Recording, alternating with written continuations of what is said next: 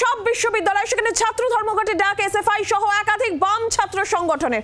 আজকে উচ্চ মাধ্যমিক পরীক্ষা, আর আজকে উচ্চ মাধ্যমিক পরীক্ষার শুরুর দিনই ধর্মঘটের ডাক।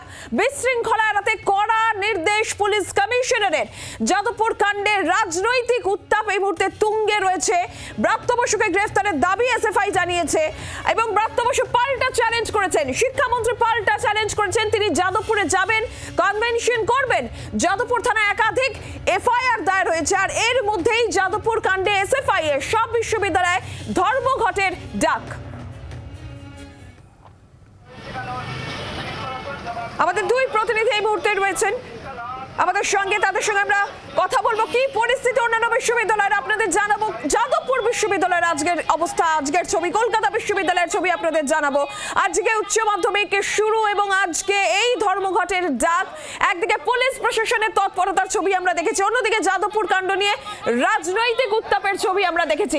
আমরা যাব এই মুহূর্তে কলকাতা বিশ্ববিদ্যালয়, সেখান থেকে এই অয়ন ঘোষাল আমাদের প্রতিনিধি রয়েছেন, যাদবপুর বিশ্ববিদ্যালয় থেকে রয়েছেন বিক্রম দাস আমাদের প্রতিনিধি। বিক্রমের কাছে প্রথমে যাই। বিক্রম, আজকে এসএফআই এর ডাকে ছাত্র ধর্মঘট সব বিশ্ববিদ্যালয়, যাদবপুর বিশ্ববিদ্যালয়ে রয়েছে। আমরা জানি যে পরিস্থিতি উত্তপ্ত যাদবপুর বিশ্ববিদ্যালয়ের, তুলকালাম পরিস্থিতি আমরা শনিবার দেখেছি। আজকে এই মুহূর্তে দাঁড়িয়ে কি ছবি যাদবপুর বিশ্ববিদ্যালয়?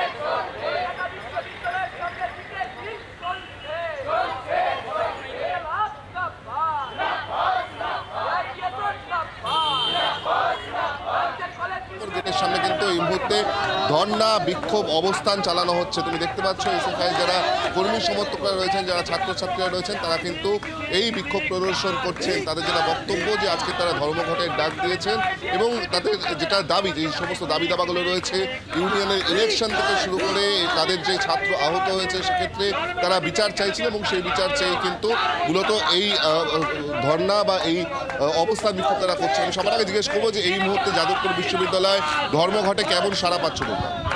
এখন অবধি আমরা তো মানে শুরু করলাম, সকালবেলা থেকে শুরু করেছি, এখন অবধি আমরা সঠিক রেসপন্সই পাচ্ছি, মানে গভর্নমেন্টের তরফ থেকে নয়, আমরা ছাত্রদের থেকে সঠিক রেসপন্স পেয়েছি। প্লাস এই মুহূর্তে সবাই মানে ছাত্ররা নিজে থেকেই বয়কট করেছেন এটা, এবং আমরা রাজনৈতিকভাবে এক্ষেত্রে দাঁড়িয়ে আমরা সফলতা লাভ করেছি। এবং এই মুহূর্তে দাঁড়িয়ে কিছুক্ষণ পরে আমরা ক্যাম্পাসের বিভিন্ন জায়গাগুলো দেখব, আমরা সেখানে বয়কটের ডাক দেবো, যে জায়গাগুলো এখন অবধি খোলা হচ্ছে।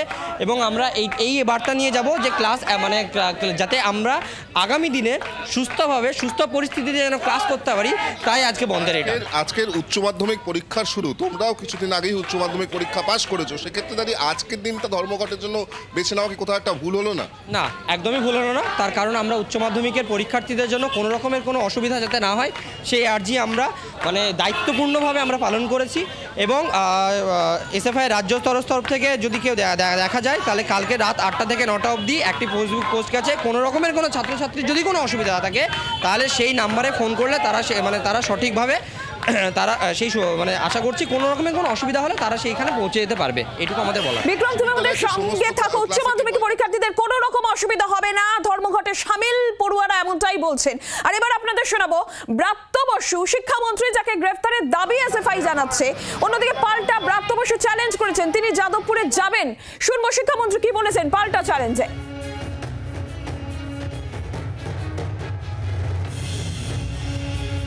আবার করবো, খুব শিগগিরই আবার কনভেনশন করবো, ভেতরেই করবো। আমি দেখতে চাই যে ওরা আবার আমার উপর হামলা চালাবে, আবার প্রাণ সংশয়, আপনার ভাষা প্রাণঘাতী চেষ্টা চালাক, আমি করবো আবার। এটা হতে পারে না গণতন্ত্রে যে আমার রাজ্যের একটা বিশ্ববিদ্যালয়ে আমরা কেউ ঢুকতে পারবো না ওখানে। আমি তো বলছি না কালকে তৃণমূল করুন, কিন্তু তৃণমূল যদি কি নিজের কথাটা বলতে চায় ওখানে, রাজনৈতিক কথাটা, তারা সেটা বলতে পারবে না কেন? কোন দেশি গণতন্ত্র এটা?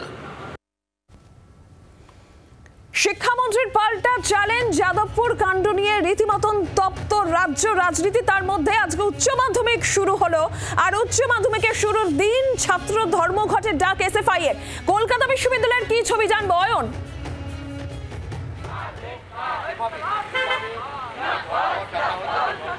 প্রথমে একটা ছবি দেখাই, সেটা হচ্ছে একদিকে রয়েছেন পিকেটিংকারীরা, বামপন্থী ছাত্র সংগঠন এআইডিএসও, তারা কলকাতা বিশ্ববিদ্যালয়ের গেট আটকে রেখেছে, কিন্তু এখনো পর্যন্ত বিশ্ববিদ্যালয়ের ভেতরে কাউকে ঢুকতে ফিজিক্যালি কোনো বাধা দেওয়া হয়নি।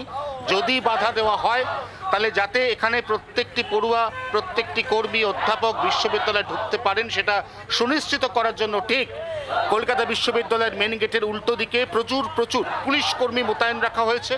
এবং যদি কোনো জায়গায় পিকেটার যারা তারা এখানে চরম একটা পরিস্থিতি তৈরি করার চেষ্টা করেন, সঙ্গে সঙ্গে তাদেরকে গ্রেফতার করে পুলিশ প্রিজন ভ্যানে তুলবে, সেই ভ্যানেরও এখানে আয়োজন করে রাখা হয়েছে। এবার প্রশ্ন, আমরা কথা বলবো নেতৃত্বের সাথে, আজকে দিন নির্বাচনটা কি একটু ভুল হয়ে গেল? আজকে জীবনের দ্বিতীয় সবথেকে বড় পরীক্ষায় রাজ্য জুড়ে লক্ষ লক্ষ পরীক্ষার্থী, তারা কিন্তু আজকে ইতিমধ্যেই সেই পরীক্ষা শুরুও হয়ে গেছে। তাহলে কি কালকে বা পরশু করলে ভালো হতো না?